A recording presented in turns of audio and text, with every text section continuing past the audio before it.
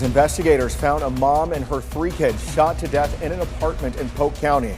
And the man accused of pulling the trigger, Al Stenson, is also dead this afternoon. He was found in a Sanford motel. Investigators just gave that update within the last hour. Yeah, they say the woman killed was the girlfriend of the alleged gunman. West 2's Dave McDaniel begins our team coverage of this difficult story live in Sanford this afternoon. And Dave, the suspect died after hours of negotiations.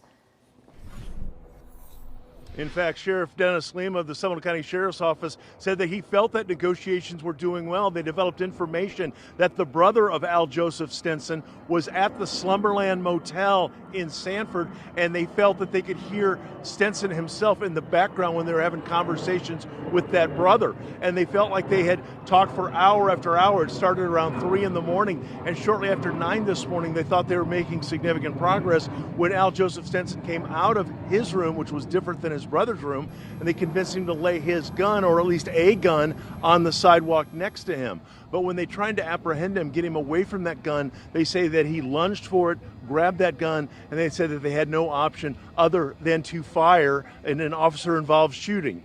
There were basically 4 of the officers, part of the SWAT team, 2 Seminole County Sheriff's deputies, a member of the Sanford Police Department, and a member of the Altamont Springs Police Department. 4 of them fired. They tried to give CPR instantly to Stenson, but unfortunately he did not survive. The sheriff saying that they did all they could to try to have a different outcome.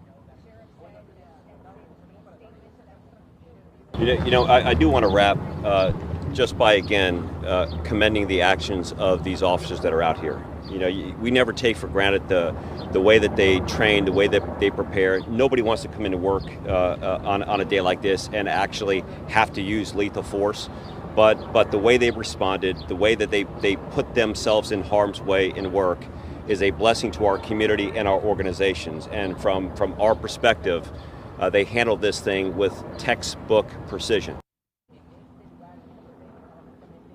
Of course, the Florida Department of Law Enforcement will investigate the officer-involved shooting. That is standard procedure in any and all cases like this. So the big question, of course, is why Sanford? How did this man who was suspected of violence in Lake Wales end up at the Slumberland Motel in Sanford? We're being told that his brother was staying here at the motel and that possibly the 2 of them united here in the middle of the night, and that's when the conversation started, and that's when they could hear him in the background, and they thought those negotiations might be successful. But in a release from the Lake Wales Police Department, they were under the belief that he was either going to kill himself or he was going to make sure that he was killed by police, and that apparently is what happened here.